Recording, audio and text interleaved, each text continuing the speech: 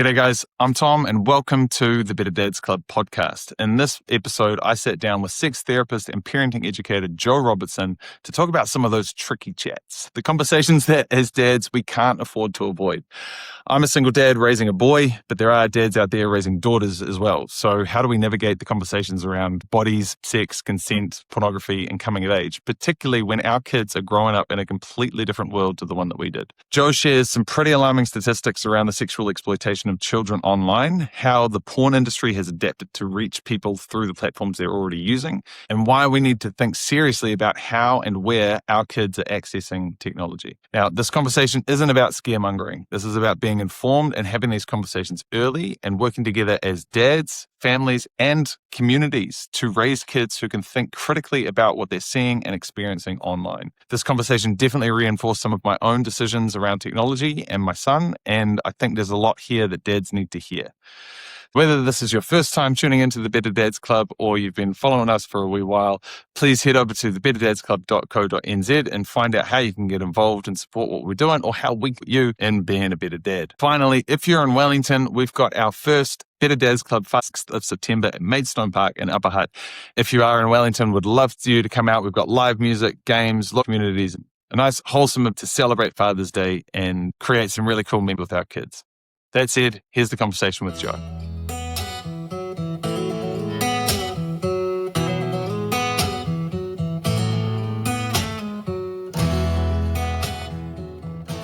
Alrighty, good evening, Jo. Welcome along to the Better Dads Club podcast. Thank you very much for coming along and joining me this evening. Tonight we are talking tricky conversations, tricky chats. Yeah, I love this topic. I love all things tricky. The more awkward, kind of the more into it I am. Yeah, awesome. So where is that come from? What's got you into these tricky conversations? Actually have no idea, but I do remember as a kid being really curious about the idea that people have secrets. And I used to look at people, like literally I'd be walking through a mall or I'd be at school and I'd be thinking, so many of these people probably have secrets and I wonder what they are. So there's curiosity around what people keep hidden in their life, what people feel uncomfortable talking about. But then thinking about how I remember thinking as a kid, that must be really lonely if you have stuff in your life you feel you can't talk about. I don't know why, but there was this knowing that there are uncomfortable parts of our lives that we don't talk to everyone about, and that can create a lot of isolation. So I've always been someone who's kind of pushed into maybe the more uncomfortable topics. And then marrying that up with an experience I had when I was 12, I was in some public female changing rooms and looked up at one point over the cubicle wall. There was this man watching me. And so he was watching me get changed. And it was really terrifying, really scary moment, and has had really quite lifelong effects. My deep fear of cubicles, but also I left the cubicle thinking, why would he do that? And what makes us do the things we do? What makes us think that something's going to be pleasurable or enjoyable? Like, what was it in his story that led him to that moment? And so I thought about that when I was 12. And then essentially my life has been a quest to answer that question, which is why do we do the things we do in relationships? Why do we do the things we do in sex? Like when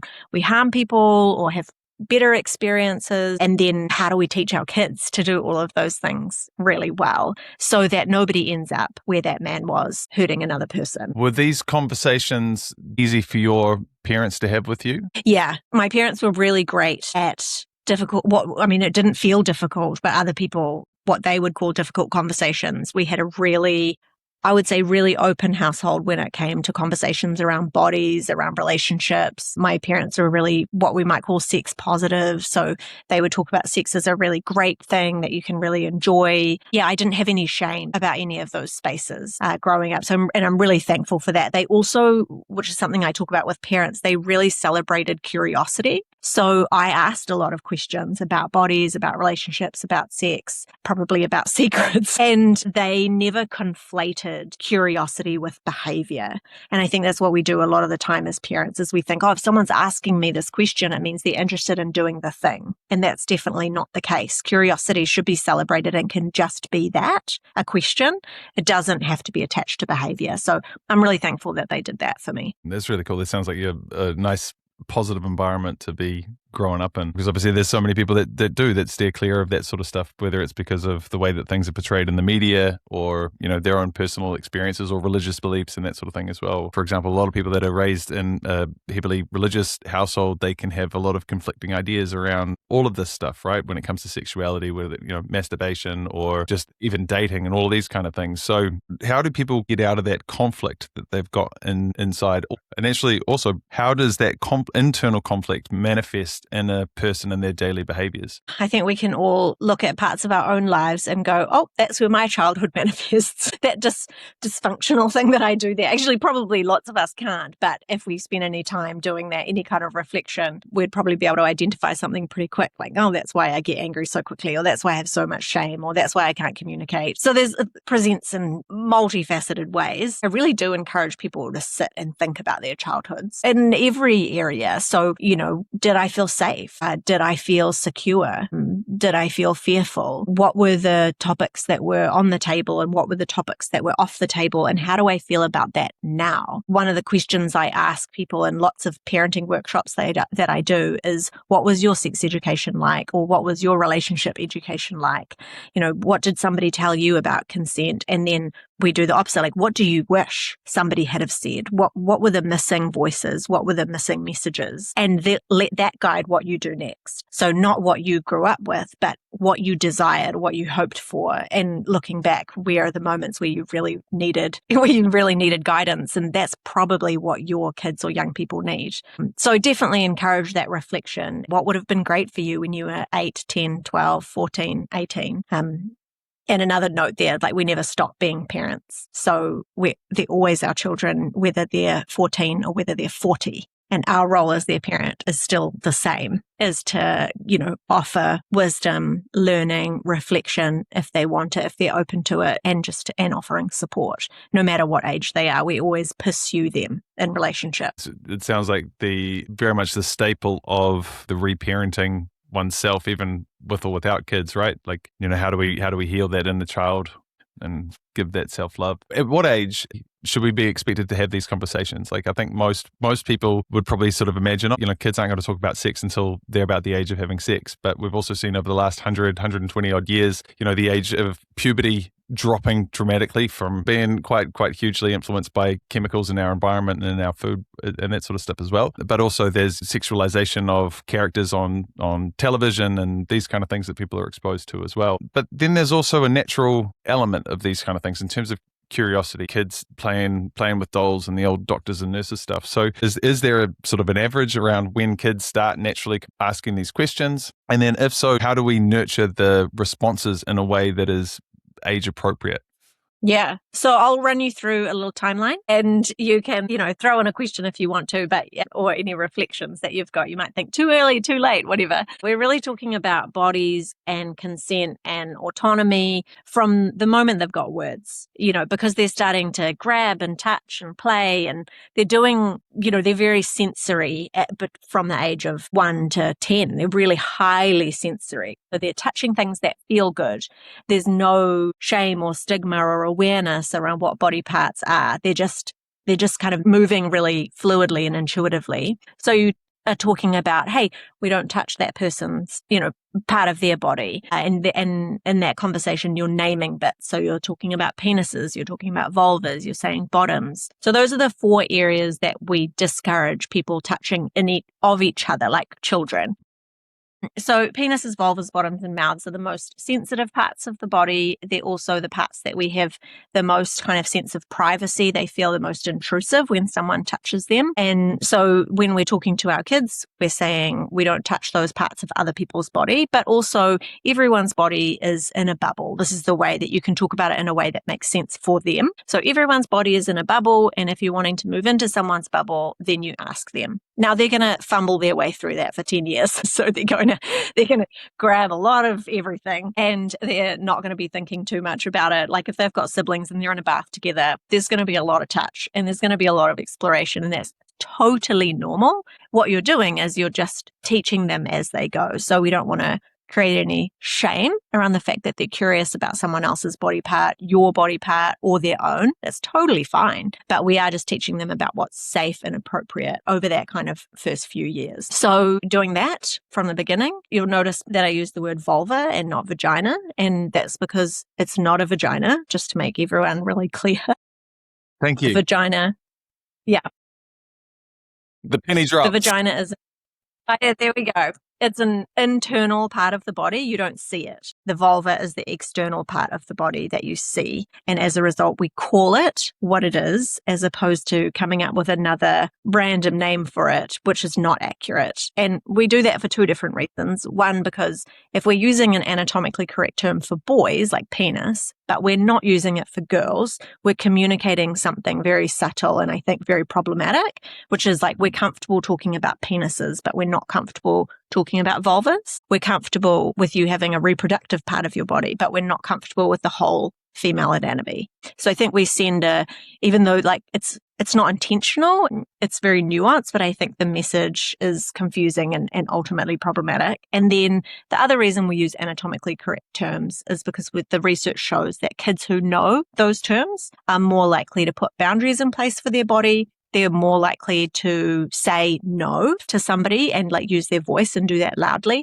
And then they're also more likely to tell a parent or a caregiver if something damaging has happened. So the data suggests that being really accurate and factual is what's best for our kids. So that's our little years. And then we're, touch from other people, what's not okay, what is okay, safe and unsafe touch, confusing touch, like when your body feels a little bit weird, but you're not sure why it feels weird. I want you to tell me those things because that's, the sign their body is communicating to them that something's not quite right. And then we move further into kind of like 4 to 8, where they are either a really inquisitive, curious child, and every time they see a thing, they ask a million questions about it, or they're not that child, and you need to be more intentional about bringing subjects up. By age 8, you really want to have established some good kind of understanding of not necessarily puberty, but bodies and differences. So periods, I'm going to talk about pubic hair or body hair, and you want to be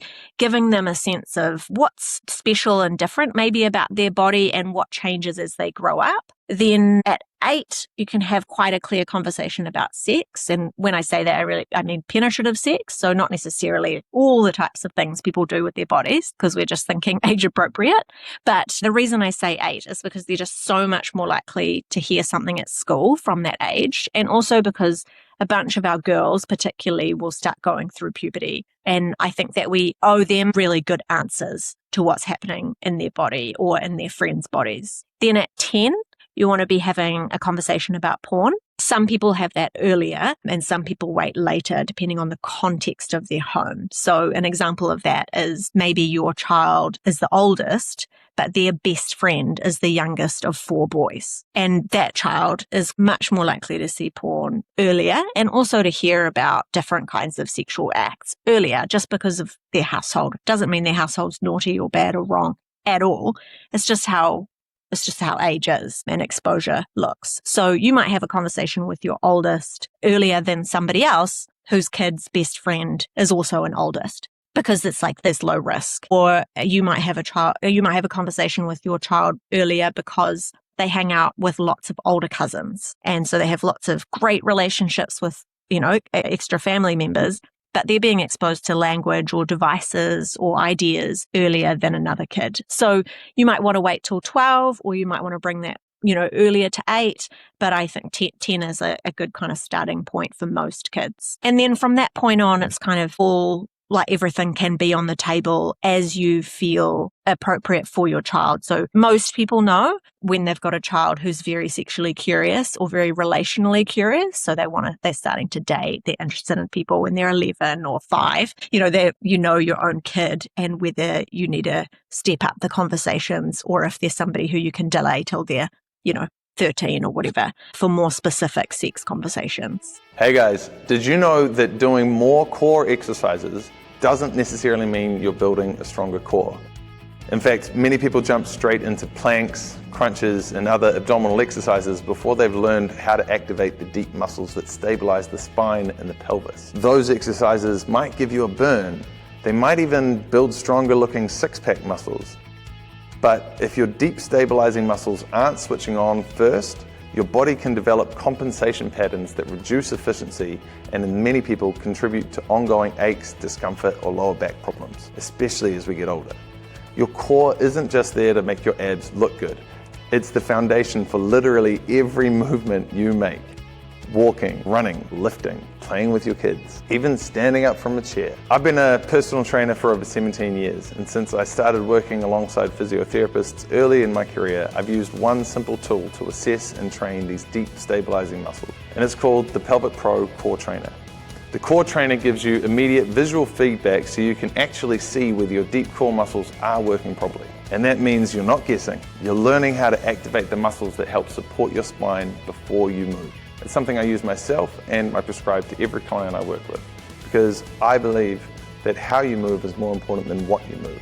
And when your foundations are solid, everything else becomes easier. You move with more confidence, you reduce unnecessary compensation, and you're building strength on top of a foundation that's designed to support you for life. So if you're serious about moving better, reducing back pain, improving your performance, or simply being able to keep up with your kids without your body holding you back, then click the link around this video and check out the Pelvic Pro Core Trainer. It might just change the way you think about core training forever. Is this something we could ignore? So, I mean, you mentioned that there are some kids that will naturally be a bit more curious than others. And so I'm just thinking as well, like, you know, if you're a single dad or a solo dad, for example, and you've got a daughter. I mean, I've got a son. I would imagine that for a dad with a daughter, trying to raise a daughter, it would be very overwhelming to kind of, you know, as you sort of, you know, alluded to at the start in terms of the conversation around vagina versus vulva, you know, just this awkwardness of how do I as a man teach my 4 to 8 year old daughter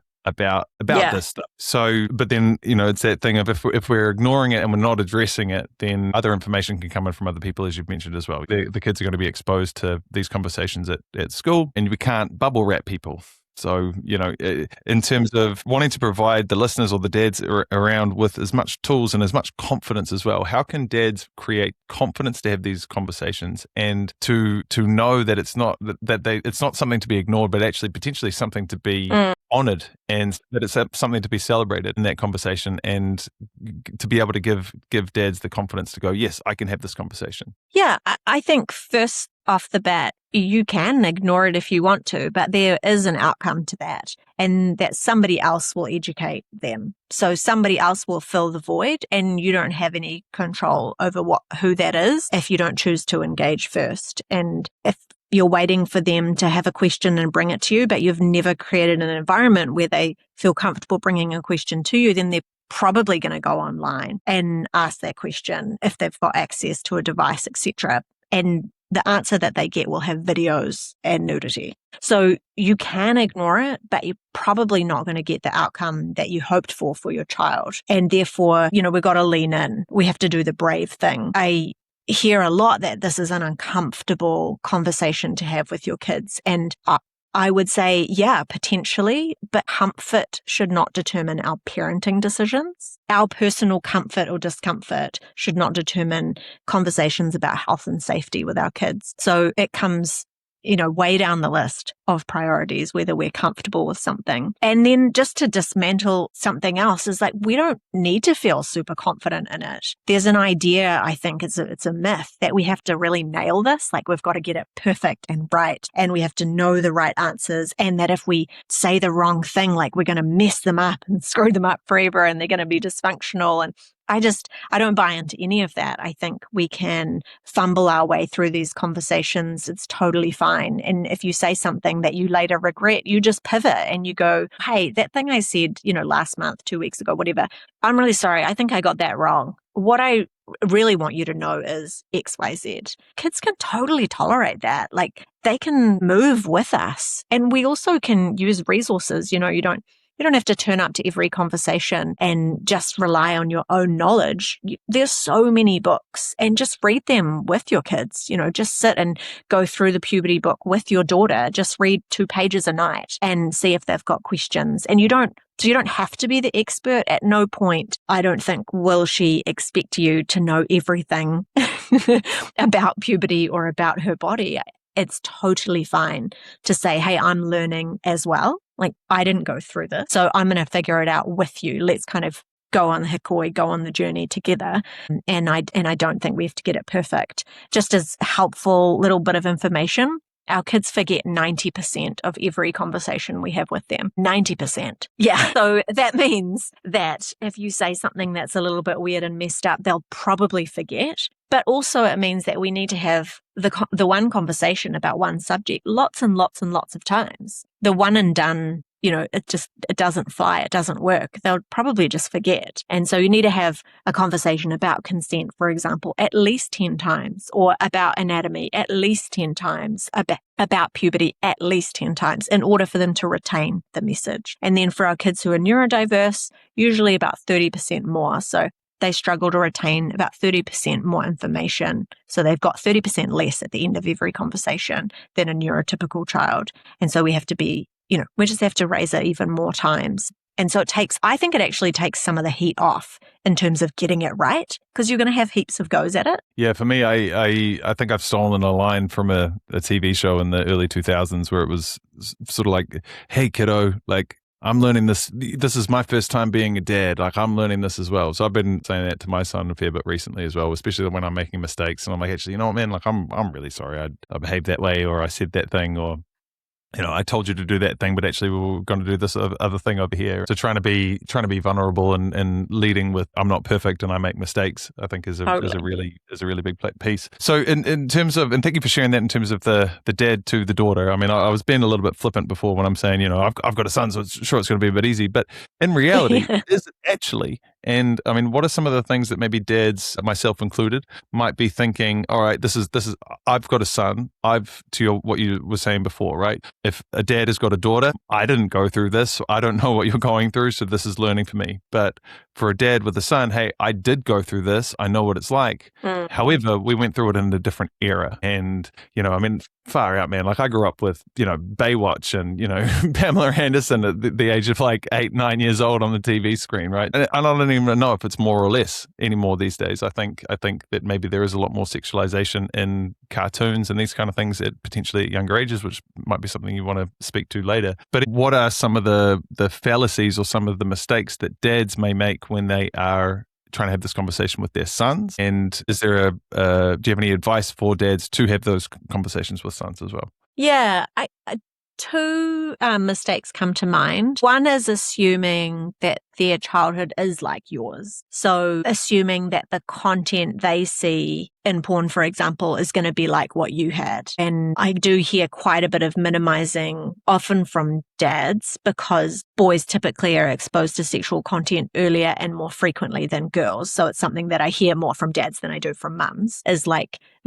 oh yeah, we all saw a bit of that, or we all did that, and that's not a big deal. That's been around for a long time. That the almost a little bit of nostalgia with it, or like a romanticizing, or seeing it as a rite of passage, but assuming that it was similar to your experience, and it's incredibly different. So we've got 20 years of research now on the way on what the content is like that they'll see, and then how that's changed over those 20 years. And we're seeing increasingly non-consensual behavior in porn and sexual content, but also increasingly family-oriented porn. So like siblings or fathers and daughters and that kind of content, mothers and sons. Also a lot rougher. Violent porn has always been around, but the difference with what they see now, kids, is that it's rough sex that's associated with pleasure. So somebody being punched and called a slut, and then the female going, "That was great, loved it." So it's not that the violence is new, it's that the response to the violence is now perceived pleasure. So very confusing, often for a young mind who hasn't, kissed, had sex, or even potentially held someone's hand yet. And we know lots of the impacts are really negative of that. So yeah, that's the first assumption, is that it's like your childhood, and it just isn't. And then the other assumption that can be made, and I want to break this down for mums and dads, is that they don't want to hear from you, or that they don't care what you think, or that they don't want to talk to you about these subjects. parents. And it could not be further from the truth. They don't know how to talk about it, but it doesn't mean they don't want to. And I have sat with so many young people and asked the same question so many times, which is, do you want someone in your family to be talking about this with you? And they always say yes. And when I probe further and say, who do you think that person should be? Almost every single time they'll say one of their parents. Sometimes they'll say an auntie or an uncle or a grandma or someone else that they're close to.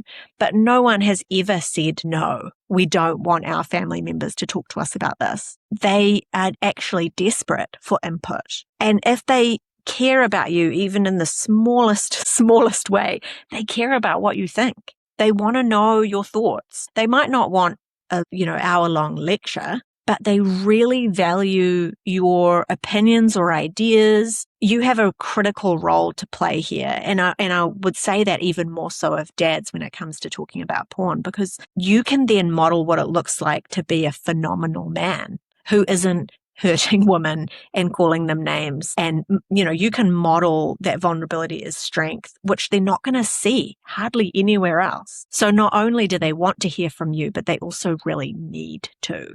So that's what comes to mind when you ask that question. Sorry if it's not perfectly aligned with what you asked. But yeah, I just, dads just have such a powerful role in this space. And so I just really want to empower them that your kid wants you. They want you in it. Yeah. No, that's great. I think Jo, honestly, like there's so many things that are coming to mind that I want to fucking pick your brain on. Yeah.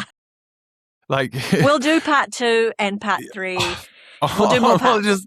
I got heaps of shit coming up for me right now. Like the first one is around, I guess, if you've got any, do you have statistics on this stuff? I mean, you mentioned that kids are seeing pornography before they've even kissed and had that stuff. So what are the statistics that you're seeing in terms of children being exposed to these kind of things today? I mean, I can recall, like I said, but so I grew up in the 90s, so it was dial-up internet, and I can recall, I think we would have been about 10 years old at a friend's house, and he had because he was the one with the internet, and we watched it, but we had to wait for this image to come down, and it was just line by line. Totally. It was just an image, so it was a woman with her boobs out or whatever it was. We're like, oh my God. Yeah. That's not our mum's boobs. And, but yeah, as you say, like these days it's, you've got video, but even more, and we can also sort of touch on this, but then now you've got, AI video as well, where things are, kind of being heavily manipulated, which is obviously another danger that, I'd love to speak to later if we've got a bit of time. But this is just such a big topic and there's so much here to unpack. But, that was the extent of what we saw. Luke, he always talks about his dad's porno collection, and it was, a bit of Penthouse and Playboy magazine. So they're still images. And then, Dad would often say, oh, I got them for the articles, which is sure, Dad. But these days there is that quick access. We've got devices that are handheld devices. What are the statistics around kids being exposed to this kind of content? And, where is it typically coming from, and how is it getting to them? Yeah, good. Great questions. So the average age of exposure is 12.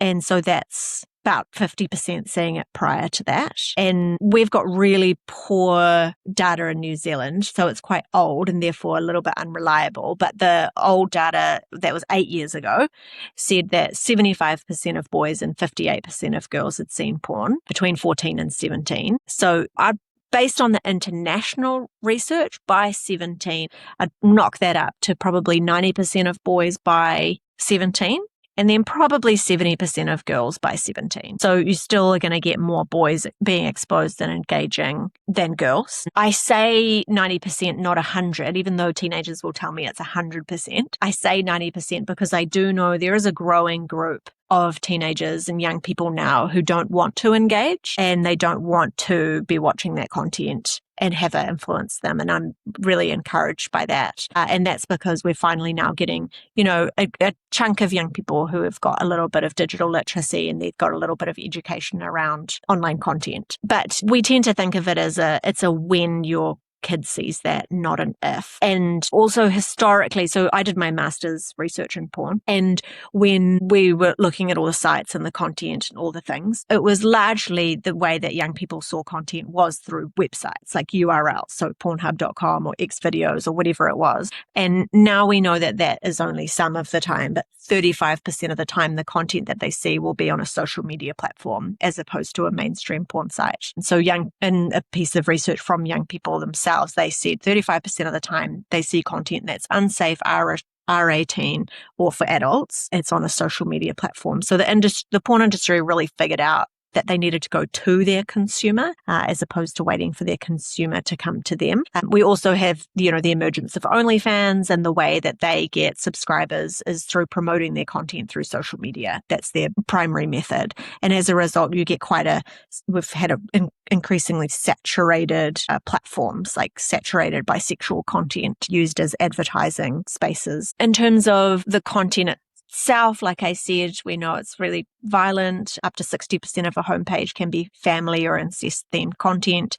35% is where somebody actually says no and the behavior happens anyway. We know that we've got increasing issues around how that's affecting young people's sex lives, but also young adults. So less likely to enjoy real life sex, less likely to use protection or have safe sex, more likely to be sexually aggressive, to threaten, to coerce, and to think that pushing boundaries is okay. And then impacting relationships as well, because naturally if you're coercing someone, that's not positive for your relationship. So it flows out in really real ways and in very traumatic ways. Is there a healthy level of pornography or a healthy kind of pornography? Because I'd imagine this for adults, and look, myself included, I'm not going to lie here, pornography is a thing that's used. But, I guess when we are talking about it in terms of what you're saying there, when they take that and then there's a comparison between that and reality, and there's a mismatch there, and the impact that has on one's self-esteem, the relationship, the self-esteem of your partner, or even just the expectation of, all right, it's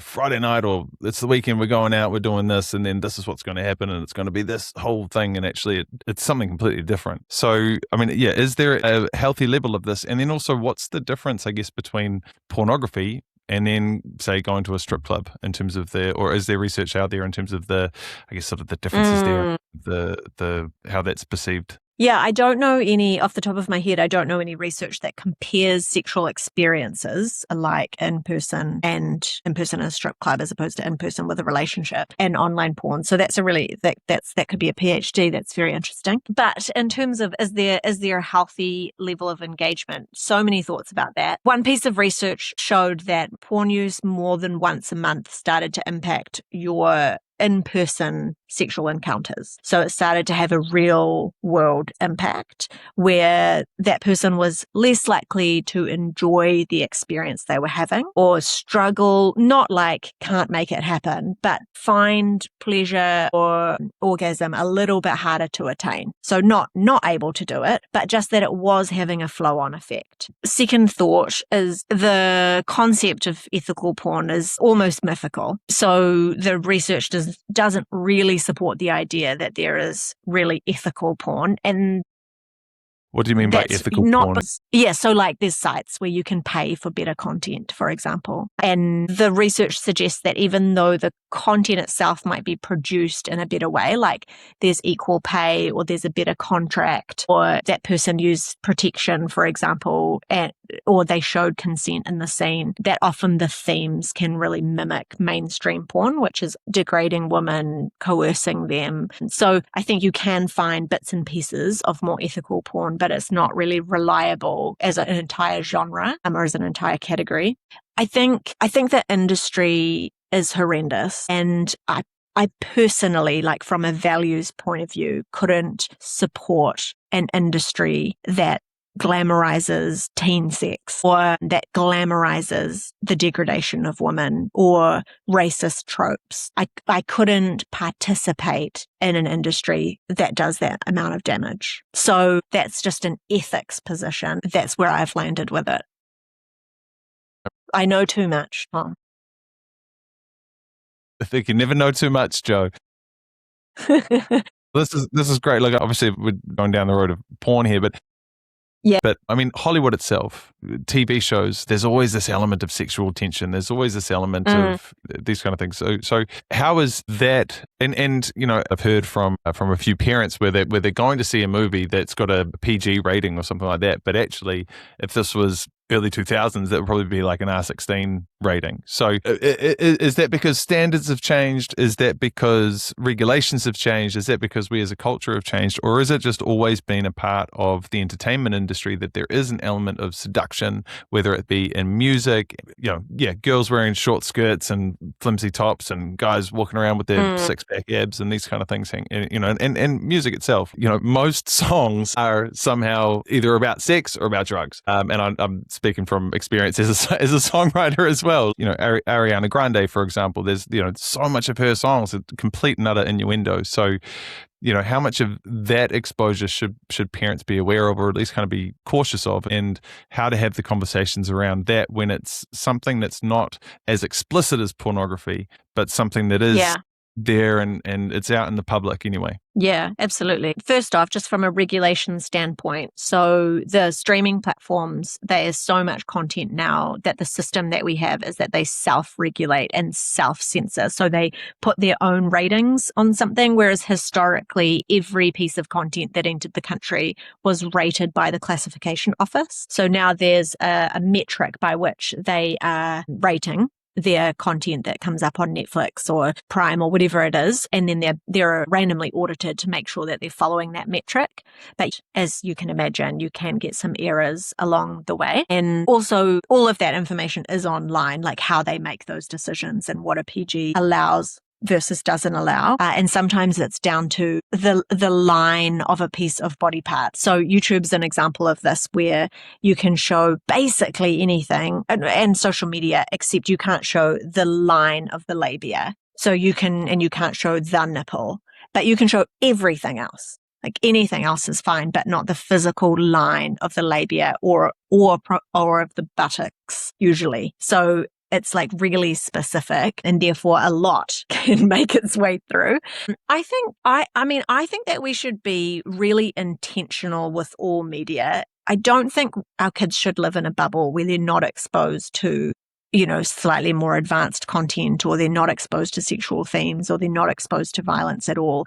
I think it's about the way that we manage that. So I'm a big fan of watching that kind of content with them as is age appropriate. So not like watching an R16 with a 10-year-old, but if it's a PG movie, you've looked into it, you know it's going to have a little bit of something, and you think, oh yeah, my kid can probably tolerate that. Watch it with them and then have conversations. I recently watched the whole Twilight series with my 12-year-old son, and it was fantastic in terms of the amount of conversations we could have about relationships. We could have conversations about consent, about kind of emotions and how you communicate with someone that you like. There's a couple of sex scenes in it, and I gave him the option ahead of time. I said, you're 12 now, you can actually see some of this. It's up to you. I'm happy to watch it with you and see the whole movie through, or we can fast forward it, but these are your choices to make. No, I'm not going to choose for you. And he said, I don't really want to see it. Let's fast forward. And so that was up to him.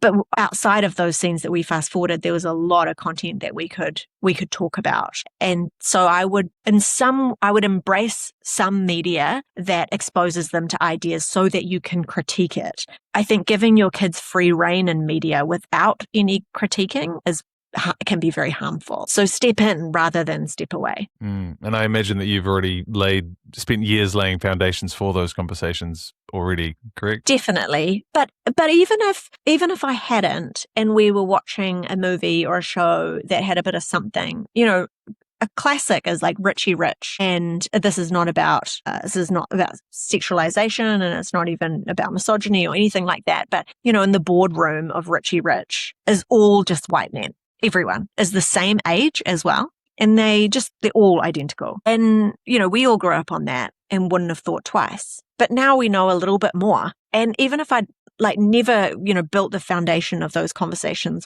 I've got 3 boys, I can still ask a question like, guys, it's a bit weird, right? That they all look the same in a meeting. Like, what do you think about that? And then hear their perspective, and we can have a conversation. I don't have to know perfectly how I would describe what I think is challenging about that, but rather just prompt thinking and reflection. And you can do that with any media. You can do it with a billboard. Like, what do you think about that billboard? Or you're playing a song. Like, what do you think about this song?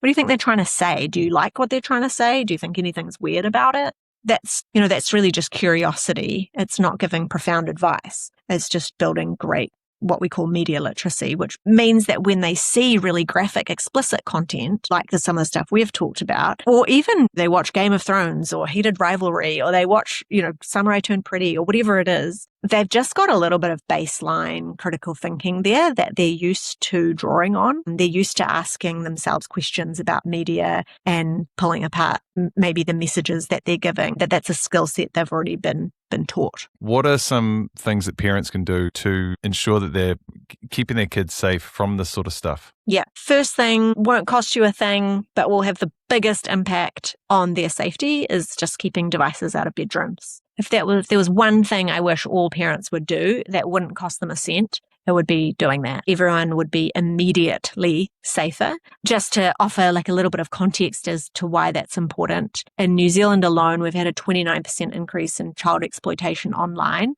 in the last 12 months. In the last 7 years, there's been an 1,800% increase of child exploitation online globally. And so when you say, can you just explain the exploitation? What do you mean by that? Yeah, so that is your child being on a gaming platform, being on Roblox, or being on a social media platform, chatting to a stranger, and that stranger grooming them into sending videos or images of themselves in a sexual position or nude, and then using that usually to exploit them into sending more content or including their peers or their siblings. And so, threatening them into creating more and more and more.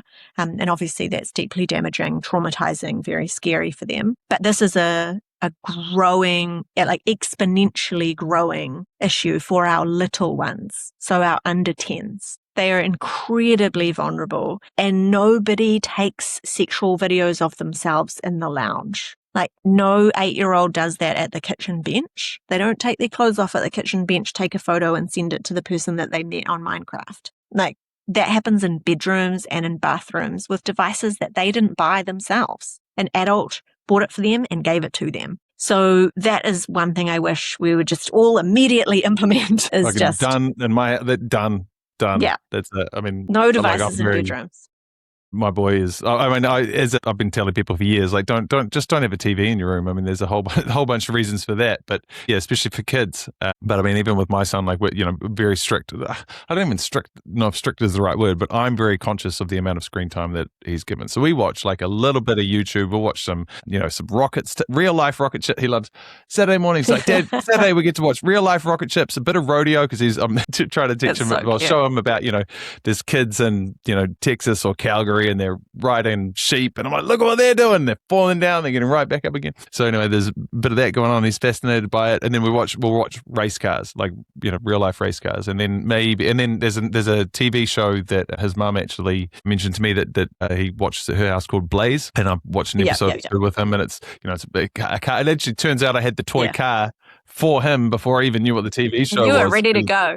Yeah, it was a big fluke chance, but there's a whole other tangent that we don't have time for tonight. But so he'll watch an episode or two of that occasionally, and then he was sick maybe 6 or 8 weeks ago, and he was home with me, and we watched Aristocats. So that's Disney's 1970. I think 73 when it was made. So, and again, like differences in the cartoons and the way that things are drawn, right? Like, and the stimulation factor in movies probably even prior to Cars in 2006. But, also just for me, it's more like, well, I'm going to be interactive with them, or there's other things that we can do. We can play pots and pans. We can, get outside and do a whole bunch of stuff. So I'm very conscious just of, because I was raised on the TV.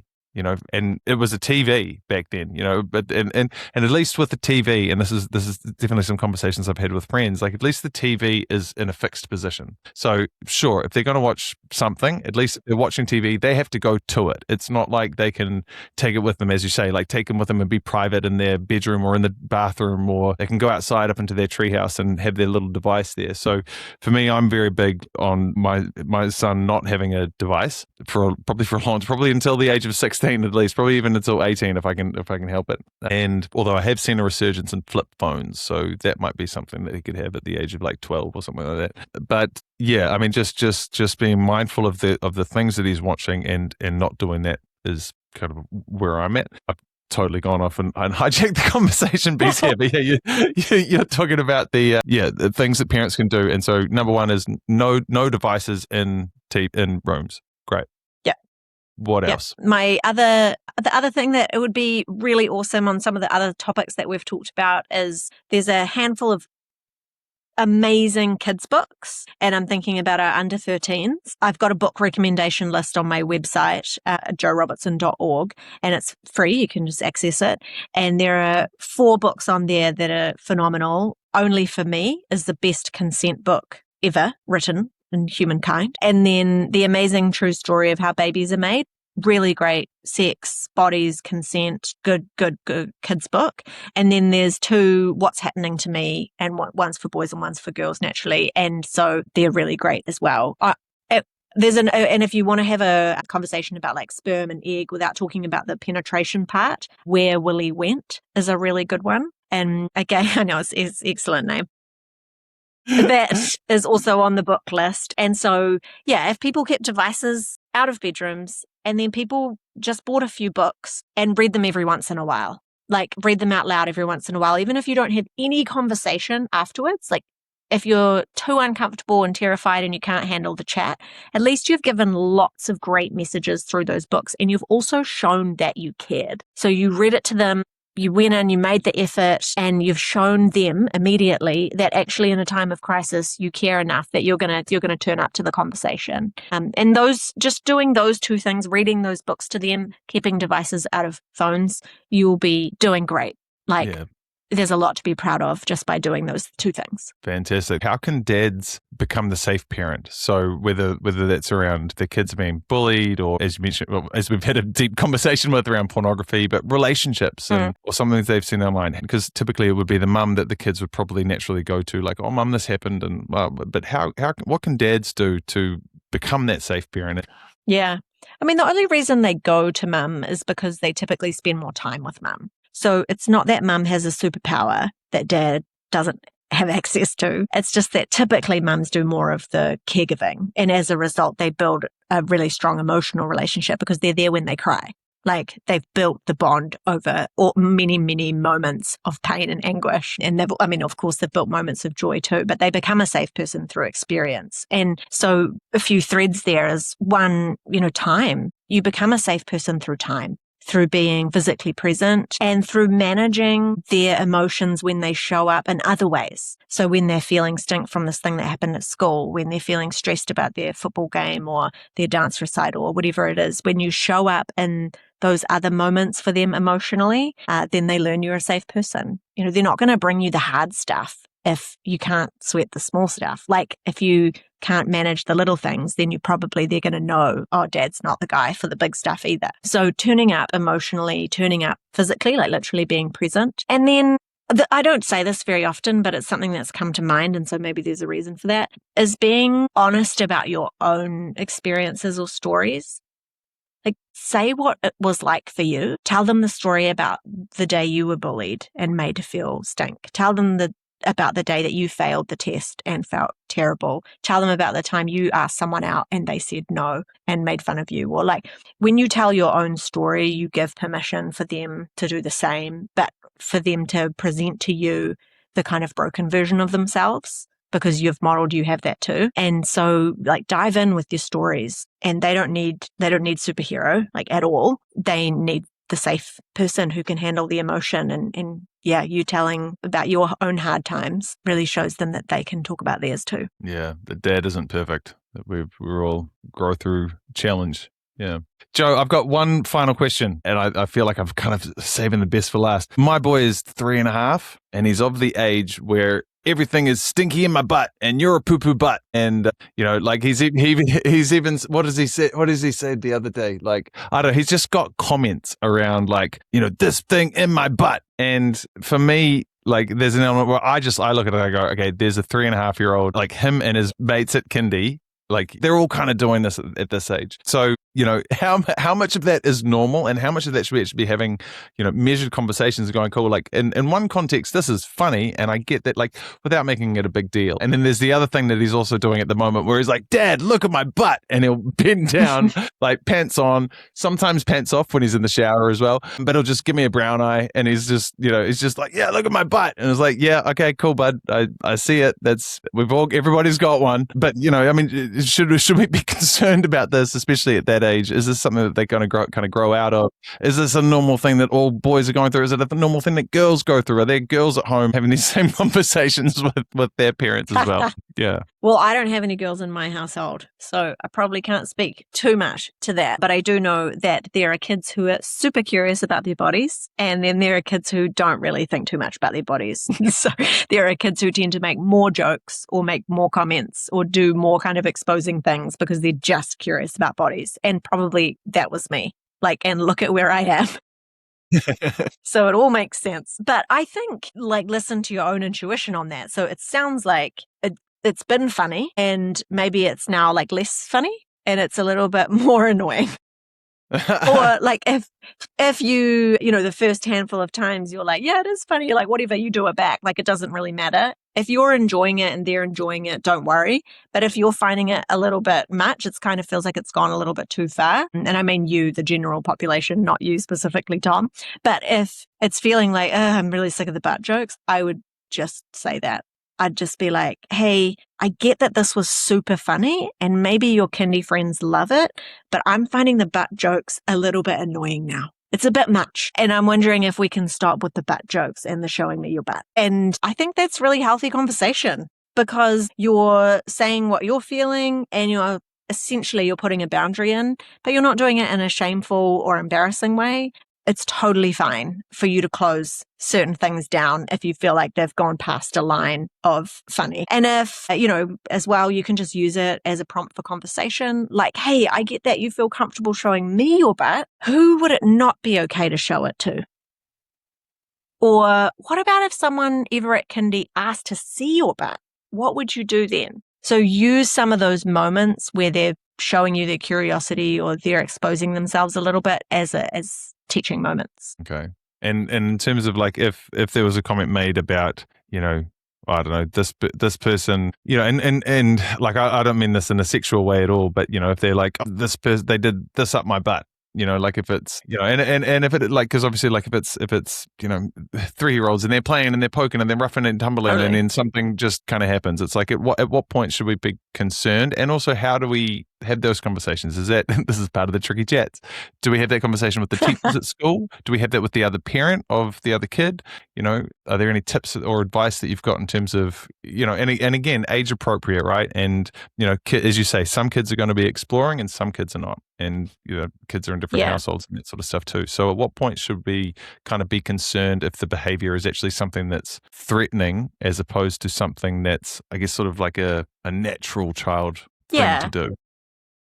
Usually from the story or from the way that they're communicating the story, you will get some sort of sense of if this was like a natural curiosity, if there was some kind of coercion involved, and also how they're feeling about it. So if they thought it was a little bit funny, then obviously it's not that big of a deal, but it's still a teaching moment around we don't touch those body parts of other people. And I don't want people touching those body parts on you because they're really sensitive parts of your body we have to keep safe. So we still can put a boundary in, even though we know it was a little bit playful. If you're getting the sense that it was more than playful, as in somebody was really intending to do that, and that was at kindy, that wouldn't be appropriate. And I would tell the teacher about that because potentially they need to just have a little bit more supervision over that child. It doesn't mean you need to go to their parents, but they might need a little bit more intervention, or they might need just a little bit more guidance because they're extra curious because, of whatever is going on for them, or they're just a curious kid. If it's persistent, then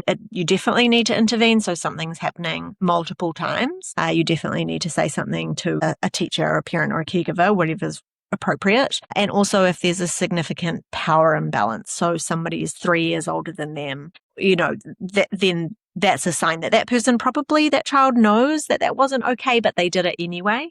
And it doesn't mean they're naughty or bad. It just means that they need extra guidance. And so an adult needs to know that that's happening. So kids touch each other all the time. Like, that's totally normal. We're looking for persistence past intervention, like they just keep doing it. We're looking for severity or intentionality. And then we're also looking for power imbalances. Okay. Great to know. Jo, thank you very much. I don't want to take up any more time. We've already gone way over your time tonight. So thank you very much for being with me and asking these questions. I feel like there's part fucking 2 to 5 million that I'd love to ask. So many questions, so many things that it's like Miles Davis. It's like the notes that haven't been played are still there that are very curious. Well, we can pick it up another time. Fantastic. Look, thank you very much for your time. And so you've got courses on how parents can have these conversations as well. So trickychatsparenting.com is it's an online course. I believe there's 17 videos, 17 modules. They're really